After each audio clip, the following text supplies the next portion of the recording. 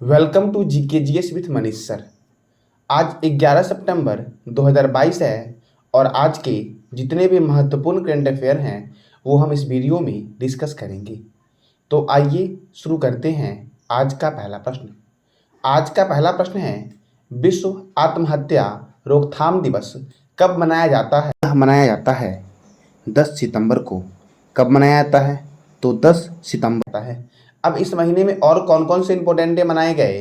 तो पहला आपका मनाया गया था विश्व नारियल दिवस 2 सितंबर को, अंतर्राष्ट्रीय चैरिटी दिवस 5 सितंबर को, राष्ट्रीय शिक्षक दिवस 5 सितंबर को और थीम था leading in crisis remaining the future.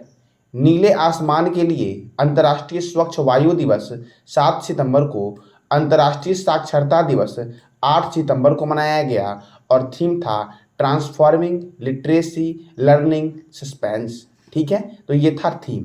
अब अगला प्रश्न आपका है, हाल ही में किसे सुपरफूड ब्रांड पिंटोला का ब्रांड एम्बेसडर नियुक्त किया गया है? तो फुटबॉल प्लेयर हैं सुनील छेत्री, इन्हें ही नियुक्त किया गया है। अब ब्रांड एम्बेसडर के बारे में बात आई तो मैंने कल ही बताया था आपको कि डाबर रेड पेस्ट के ब्रांड एम्बेसडर बने हैं अमिताभ बच्चन, एडिडास के ब्रांड एम्बेसडर बने हैं टेनिस खिलाड़ी मनिका बत्रा बनी है, गेमिंग प्लेयर A23 और थम्सअप के ब्रांड एम्बेसडर हैं शाहरुख खान, गेम्स 24x7 के ब्रांड एम्बेसडर बने हैं ऋतिक रोशन, गुड डॉट के ब्रांड एम्बेसडर हैं नीरज चोपड़ा, रियलमी के ब्रांड एम्बेसडर हैं KL Rahul, Fino payment bank के ब्रांड एम्बेसडर है पंकज त्रिपाठी और मिंत्रा के ब्रांड एम्बेसडर है आलिया भट्ट। अच्छा, नीरज चोपड़ा स्टेडियम कहाँ पे है? तो इसका जवाब देना है कमेंट बॉक्स में कि नीरज चोपड़ा स्टेडियम कहाँ पे है और किस राज्य में यह स्थित है। ठीक है, अगला प्रश्न है आपका, हाल ही में 31वां व्यास सम्मान प्रसिद्ध हिंदी लेखक डॉक्टर असगर बजाहत को उनके किस नाटक के लिए प्रदान किया गया है? तो इसका आंसर है महाबली के लिए इनको दिया गया है 31वां व्यास सम्मान। किनको दिया गया है? तो डॉक्टर असगर बजाहत को दिया गया है महाबली के लिए। अब अगला प्रश्न है, हाल ही में किस बैंक ने विशेष रूप से ट्रांसजेंडर समुदाय के लिए इंद्रधनुष बचत खाता लॉन्च किया है? तो ट्रांसजेंडर समुदाय के लिए इंद्रधनुष बचत खाता लॉन्च किया गया है ESAF स्मॉल फाइनेंस बैंक के द्वारा। किसके द्वारा?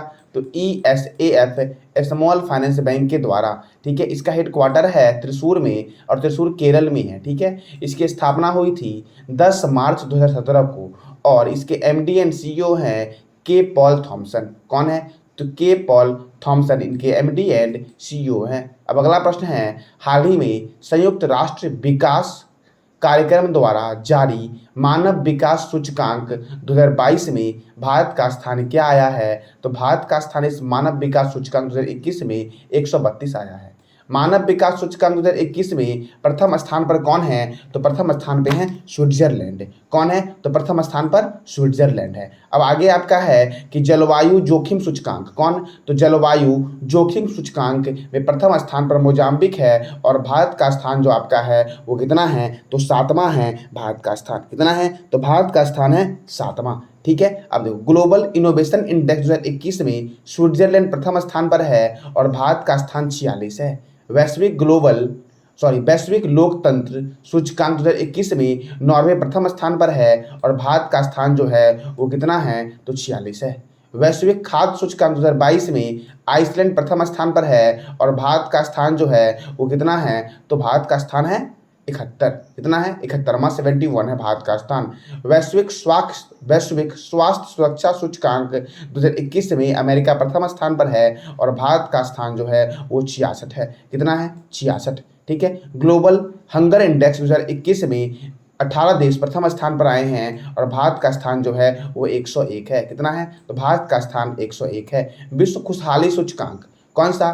तो विश्व खुशहाली सूचकांक में फिनलैंड प्रथम स्थान पर है। कौन है प्रथम स्थान पर? तो फिनलैंड प्रथम स्थान पर है और भारत का स्थान कितना है? तो 150 है भारत का स्थान। कितना आया है? तो भारत का स्थान है 150। अब आगे बात करते हैं, वैश्विक शांति सूचकांक 2022 में आइसलैंड प्रथम स्थान पर है। कौन है प्रथम स्थान पर? तो आइसलैंड प्रथम स्थान पर है और भारत का स्थान जो आपका है वो 135 है। कितना है भारत का स्थान? तो भारत का स्थान जो है वो 135 है। अब आगे है ग्लोबल जेंडर गैप 2022 कौन सा? तो ग्लोबल जेंडर गैप 2022 में आइसलैंड प्रथम स्थान पर है और भारत का स्थान जो है वो 135 है। भारत का स्थान कितना है? तो भारत का स्थान 135 है। ये मिस्टेक टाइप है, सही कर लेना आप लोग देख के, ठीक है।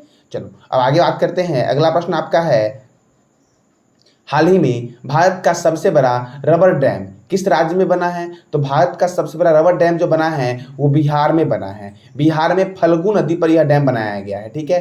फल्गु नदी पे कहाँ पे? तो गया में बनाया गया है। गया का उपनाम है मोक्ष की भूमि। मोक्ष की भूमि गया में देश का सबसे बड़ा रबर डैम बनकर तैयार हो गया है, ठीक है। यह डैम जो आपका है फल्गु नदी पर बना है और इस डैम के बनने से सालों से सूखी पड़ी फल्गु नदी में पानी रहेगा। और यह डैम जो आपकी है इसकी लंबाई जो चौड़ा जो आपका है ये 411 मीटर चौड़ा है और 3 मीटर ऊंचा यह डैम बना है, ठीक है। रबर डैम कहाँ बना है? तो बिहार के गया में फल्गु नदी के किनारे यह डैम बना हुआ है, ठीक है। भोजपुरी का शेक्सपियर जो बोलते हैं वो भिखारी ठाकुर को बोलते हैं, ठीक है। बिहार की राजधानी है पटना और पटना जो आपका है गंगा नदी के किनारे है, ठीक है। तो बिहार के गवर्नर हैं फागू चौहान और मुख्यमंत्री हैं नीतीश कुमार। और बिहार की स्थापना हुई थी 22 मार्च 1912 को और यहाँ पे राज्यसभा सीट है 16 और लोकसभा सीट है 40। अच्छा, राज्यों के राज्यपाल का वर्णन किस अनुच्छेद में है? ठीक है, तो राज्यों के राज्यपाल का वर्णन जो है आपका वो 153 में है। किस में है? तो राज्यों के राज्यपाल का वर्णन जो है वो कितने में है? तो 153 में राज्यों के राज्यपाल का वर्णन किया गया है। अच्छा ठीक है, तो राज्य की कार्यपालिका शक्ति किसमें निहित होगी? तो राज्य की कार्यपालिका शक्ति जो होगी आपकी वो राज्य की कार्यपालिका शक्ति राज्यपाल में निहित होगी किस अनुच्छेद के तहत? तो 154 के तहत। किसके तहत? तो 154 के तहत। और राज्यपाल की नियुक्ति कौन करता है? तो राष्ट्रपति करता है 155 अनुच्छेद के तहत। किस अनुच्छेद के तहत? तो 155 अनुच्छेद के तहत। अच्छा, लोकसभा का वर्णन किस अनुच्छेद में है? तो लोकसभा का वर्णन अनुच्छेद 81 में है और राज्यसभा का वर्णन जो किया गया है वो अनुच्छेद 80 में किया गया है। किसमें किया गया है? तो 80 में किया गया है, ठीक है। चलो अब आगे बढ़ते हैं। वाल्मीकि राष्ट्रीय उद्यान जो है ये कहाँ पे है? तो वाल्मीकि राष्ट्रीय उद्यान पश्चिम चंपारण में है और पश्चिम चंपारण जो है वो बिहार का सबसे बड़ा जिला है। गौतम बुद्ध वन्यजीव अभयारण्य कहाँ पे है? तो गौतम बुद्ध वन्यजीव अभयारण्य गया में है। कैमूर वन्यजीव अभयारण्य कैमूर में है और पंत वन्यजीव अभयारण्य जो है वो राजगीर में है। अच्छा, मिथिला मखाना को जीआई टैग दिया गया है। जीआई टैग क्या होता है?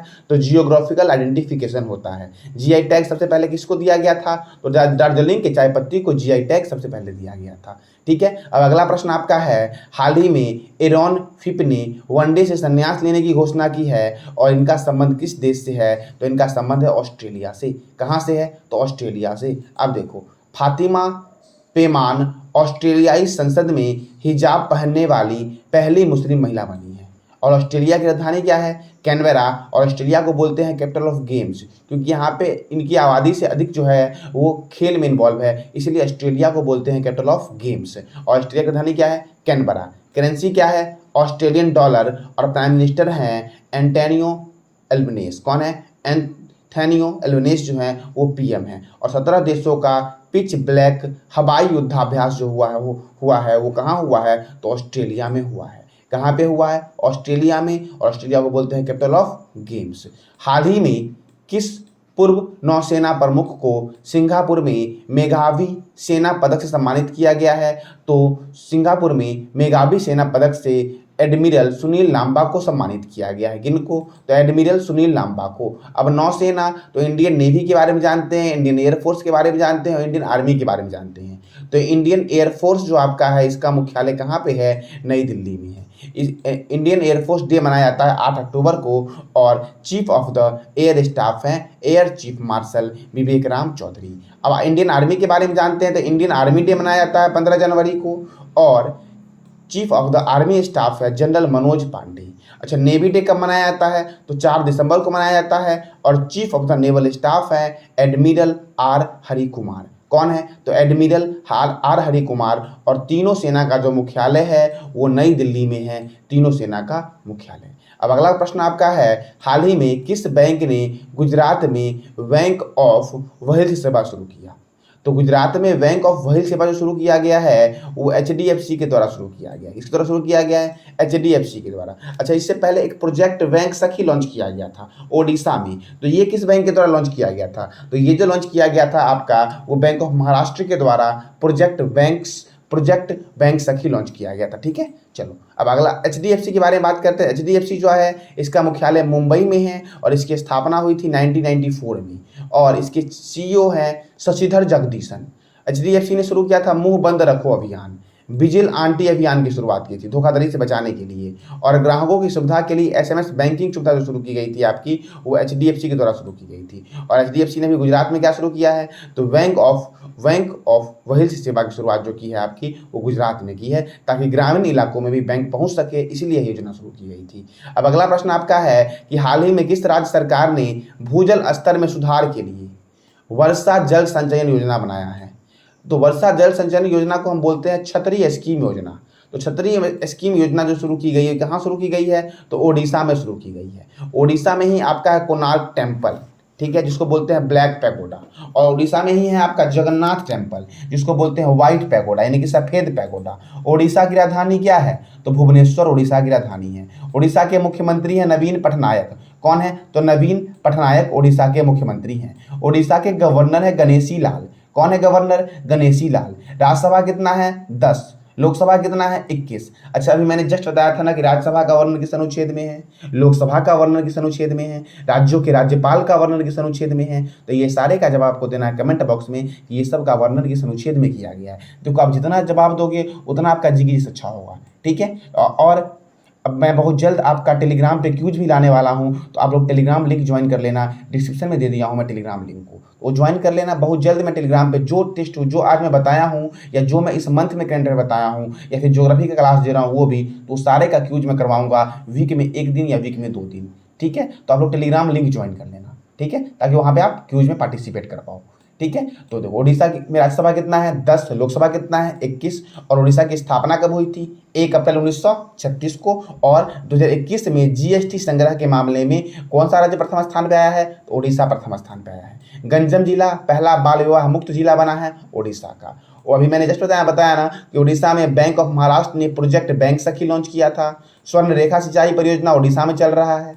ठीक है, अब देखो अनाथ बच्चों की शिक्षा और स्वास्थ्य के लिए आशीर्वाद योजना ओडिशा में चल रहा है। बाली यात्रा, नुआखाई महोत्सव, चंदन यात्रा, रज महोत्सव, ये सब ओडिशा में मनाया जाता है। ओडिशा में एक सबूज पहल है जिसका संबंध है वृक्षारोपण से। देखो वृक्षारोपण हो गया, महिलाओं की शक्ति के लिए जो भी योजनाएं चलती है वो याद रखो, वो एग्जाम में बार बार रिपीट होता है। ठीक है, अब देखो विश्व का सबसे बड़ा हॉकी स्टेडियम राउरकेला में बन रहा है। इसका नाम क्या है, तो बिरसा मुंडा हॉकी स्टेडियम जो आपका है वो राउरकेला में बन रहा है। ठीक है, अब देखो, अब मैंने कल आपसे क्वेश्चन पूछा था कि डाबर रेड पेस्ट के ब्रांड एम्बेसडर कौन बने हैं, तो अमिताभ बच्चन बने हैं डाबर रेड पेस्ट के ब्रांड एम्बेसडर। अब देखो मिंत्रा के ब्रांड एम्बेसडर कौन बनी है, तो आलिया भट्ट बनी है। फिनो पेमेंट बैंक के कौन है, पंकज त्रिपाठी। रियलमी के कौन है, KR राहुल। गुड डॉट के कौन है, नीरज चोपड़ा। और मैंने अभी जस्ट पूछा था आपसे कि नीरज चोपड़ा स्टेडियम कहाँ है, इसका जवाब देना है आपको कमेंट बॉक्स में। ठीक है, गेम्स 24/7 के ब्रांड एम्बेसडर ऋतिक रोशन और गेमिंग ऐप A23 और थम्सअप के ब्रांड एम्बेसडर हैं शाहरुख खान। एडिडास के ब्रांड एम्बेसडर हैं टेनिस खिलाड़ी मनिका बत्रा और डाबर रेड पेस्ट के ब्रांड एम्बेसडर हैं कौन, तो अमिताभ बच्चन जो है वो डाबर रेड पेस्ट के ब्रांड एम्बेसडर हैं। तो ये था आज का आपका करंट अफेयर। ठीक है, अब आपको कमेंट बॉक्स में इस क्वेश्चन का जवाब देना है कि हाल ही में BCCI के टाइटल स्पॉन्सर के रूप में पेटीएम की जगह किसने स्थान लिया है। ठीक है, और पेटीएम की स्थापना कब हुई, पेटीएम का हेडक्वार्टर कहाँ है और पेटीएम के CEO या फाउंडर कौन है, इसका भी जवाब देना है कमेंट बॉक्स में। अब जितना भी जानते हो उस प्रश्न के बारे में वो सब का जवाब देना है। जैसे BCCI के बारे में बताना है कि BCCI की स्थापना कब हुई, BCCI के चेयरमैन कौन है और BCCI का मुख्यालय कहाँ है। ठीक है, तो ये था आज का आपका करंट अफेयर। और मैं जो भी करंट अफेयर पढ़ा रहा हूँ या ज्योग्राफी का टॉपिक पढ़ा रहा हूँ, धीरे धीरे मैं हिस्ट्री का भी टॉपिक आपके लिए लेके आऊँगा और जितने भी टॉपिक GK के हैं सारे मैं धीरे धीरे करके लेके आऊँगा। और जितना भी मैं क्लास लूँगा आपके यूट्यूब पे सारे का क्यूज मैं टेलीग्राम पे शुरू करने वाला हूँ। ठीक है, तो उसके लिए आप टेलीग्राम लिंक ज्वाइन कर लेना और टेलीग्राम लिंक आपको डिस्क्रिप्शन बॉक्स में मिल जाएगा। ठीक है, तो आज के लिए इतना ही। जानकारी अच्छी लगी हो तो लाइक करें, शेयर करें और सब्सक्राइब करें। धन्यवाद।